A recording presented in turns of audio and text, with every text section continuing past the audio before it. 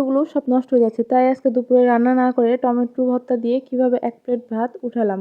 না টেনে সম্পূর্ণ ভিডিওটি দেখুন। আসসালামু আলাইকুম, সবাই কেমন আছেন?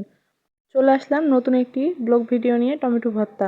আশা করি সবাই দেখবেন এবং আপনাদের সবার ভালো লাগবে।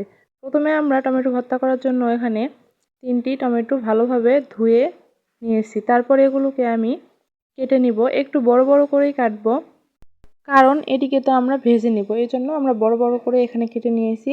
তারপর চুলোর উপরে একটি কড়াই বসে নিব এবং তেল দিয়ে দিব। তেল যেই পর্যায়ে গরম হয়ে আসবে সেই পর্যায়ে আমি দিয়ে দিব কেটে রাখা টমেটো। দেখুন, এরপর আমি দিচ্ছি কীরকম ধোয়া উঠতেছে। তারপর সবগুলো টমেটো আমি ভালোভাবে দেওয়ার পর একটু ছল্লা দিয়ে নাড়ে চাড়ে নিব, ভালোভাবে নাড়তে হবে। তারপর নাড়া হয়ে গেলে এর মধ্যে আমরা দিয়ে দিব লবণ। লবণ দিয়ে আবারও আমরা নাড়ানাড়ি করে নিব, একটু ভালোভাবে নাড়ব। তারপর এক পর্যায়ে আমরা এর মধ্যে দিয়ে দিব একটু হলুদ গুঁড়ো। যদি আপনারা দেন তাহলে দিবেন, না হলে স্কিপ করতে পারেন।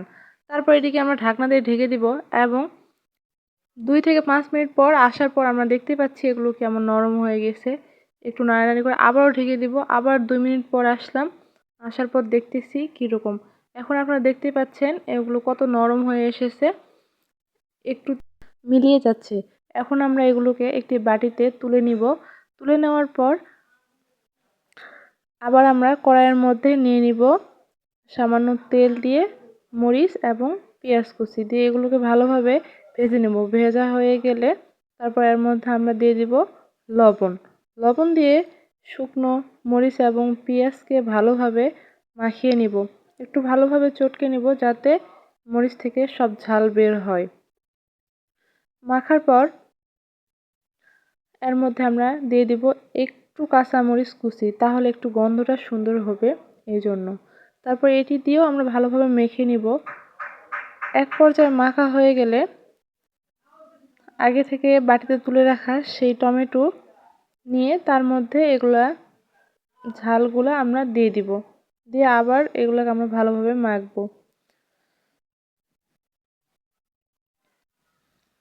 এখন এর মধ্যে যেই টমেটোর গায়ের চোচা এগুলো লাগে থাকবে সব আমাদের হাতের মধ্যে চলে আসবে। এই যে আপনারা দেখতে পাচ্ছেন, এগুলোকে আমরা এখন উঠে নিব সবগুলো একটু একটু করে।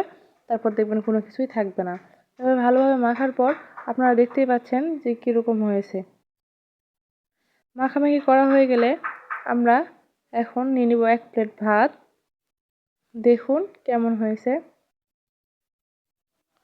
এরপর আমরা 1 প্লেট ভাত, আগে থেকে আমি আলুর ভর্তা করে রেখেছিলাম, এর মধ্যে 2 টুকরো লেবু নিয়েছি এবং টমেটো ভর্তাগুলো এখন দিয়ে দিচ্ছি। দেখুন কেমন হয়েছে।